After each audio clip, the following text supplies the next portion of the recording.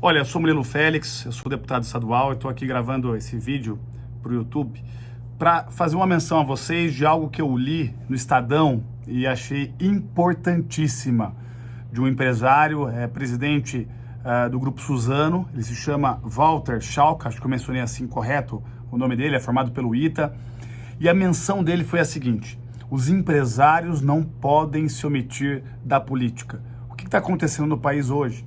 Nós temos pessoas que estão cada vez mais assumindo a política no país, mas temos uma situação em que aqueles que fazem toda a cadeia produtiva do país funcionar, eles não estão se envolvendo.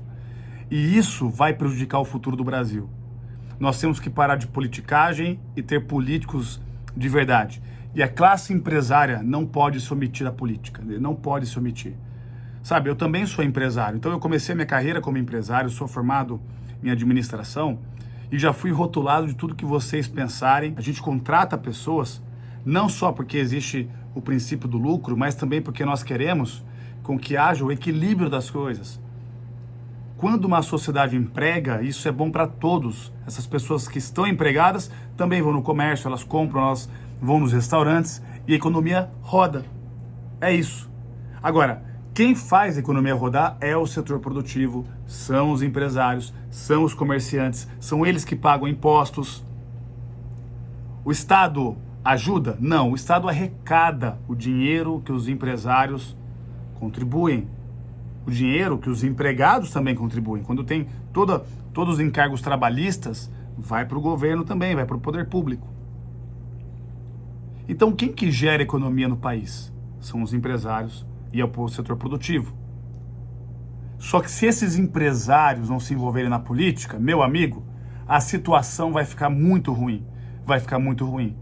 Porque o que a gente tem visto até hoje é que o poder público só está pensando em cargos, só está pensando em aumentar o poder público em si, com mais receita, mais recursos para os partidos. E olha que eu falo isso como político, eu estou vendo isso acontecer. E a máquina pública não desincha. Eu não sei o que vocês pensam, eu não tenho hoje uma visão de quem vai mudar esse país. Hoje eu não tenho uma visão de uma classe política que vai resolver o problema do país.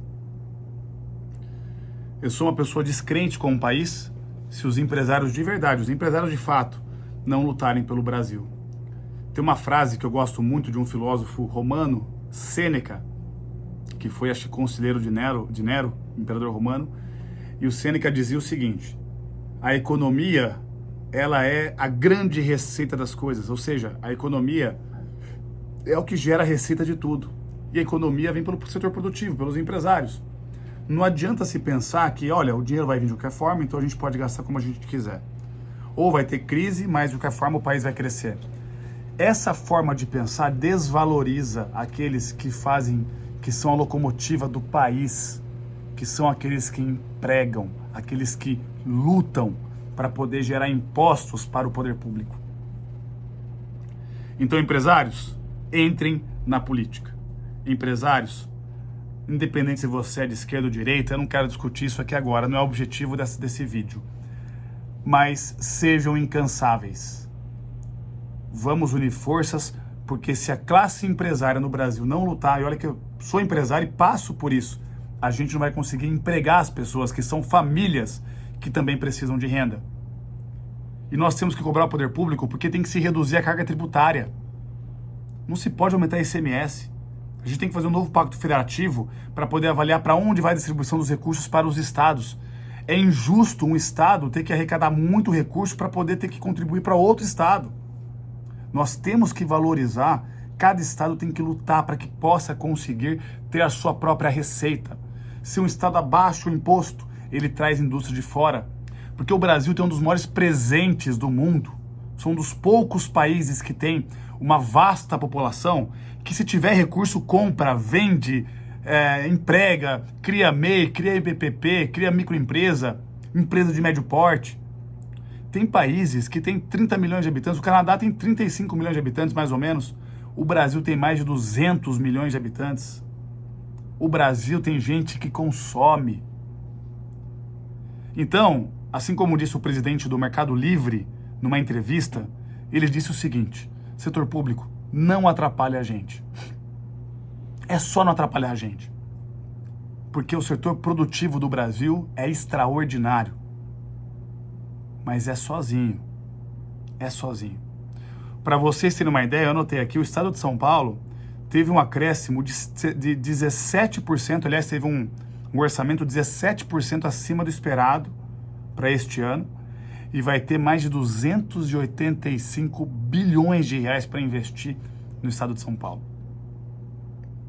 Prefeituras falam que não tem dinheiro, mas o que elas não têm é gestão, porque se um empresário que tem a sua empresa que quase quebrou durante a pandemia e sofreu para não conseguir mandar, para tentar não mandar pessoas embora, este empresário, meu amigo, se ele assumir uma prefeitura, assumir um governo do estado, assumir um Brasil, ele vai assumir com os outros olhos, porque ele sabe a dificuldade que é para você conseguir manter o negócio de pé. Vocês sabem qual foi a solução para o Japão após o fim da Segunda Guerra Mundial? O Japão passou por uma situação, teve 2 bombas nucleares no final da Segunda Guerra Mundial que devastaram o país, devastaram o Japão. E qual é que foi a solução para que o Japão conseguisse sair de um país destruído, praticamente favelizado, e ir para uma potência mundial? Primeiro, Estado liberal.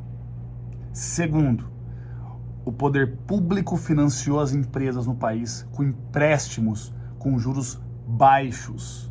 Essa foi a solução. Um banco de desenvolvimento que fazia com juros baixos empréstimos para que as grandes empresas empregassem e crescessem e exportassem e investissem em outros países. E não foi só o Japão que fez isso. Se vocês lerem, tenho certeza que muita gente já sabe disso, o Plano Marshall, feito para que a Alemanha e a Europa pudessem se reconstruir após a Segunda Guerra Mundial. E era justamente com empréstimos com juros baixos, feitos pelos Estados Unidos e pela aliança que foi realizada entre os Estados Unidos e outros países. Então foi com empréstimos para que as empresas contratassem, para que as empresas gerassem empregos. Agora, no Brasil é o seguinte, no Brasil você não consegue empréstimo de forma nenhuma. Não consegue. O que você mais encontra são os empecilhos.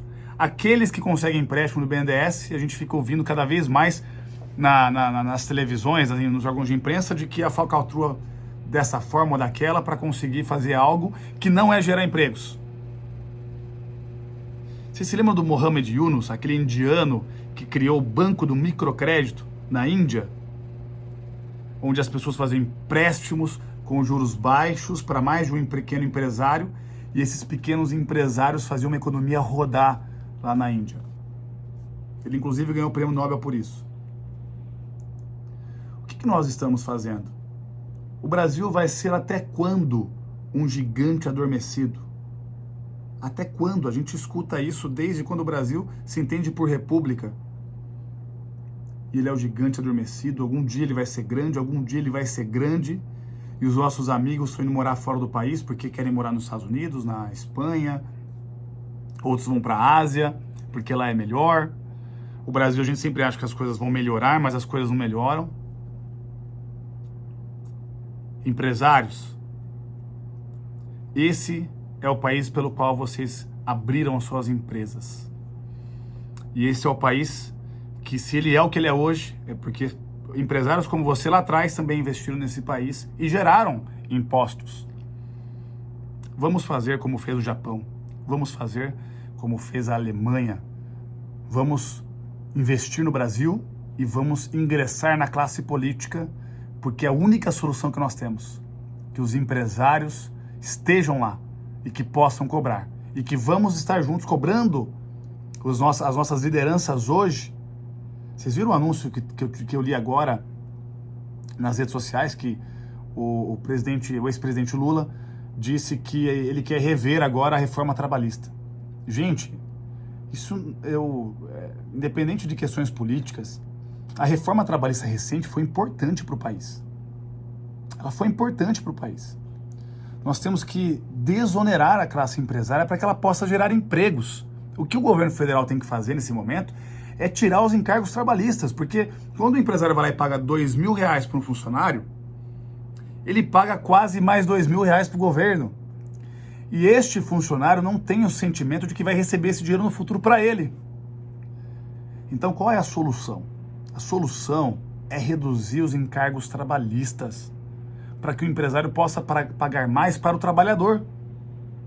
Aí o empresário vai ter aquele sentimento que está pagando correto para o trabalhador e o trabalhador vai ter aquele sentimento que está recebendo o que ele merece. A gente paga FGTS, a gente paga INSS, a gente paga tanta coisa, meu amigo. E o funcionário não recebe isso não. O funcionário sofre. Então gera uma insegurança para o empregador, mas gera uma insegurança também para o trabalhador. Olha, eu acho que a gente tem que... Era isso que eu queria dizer para vocês.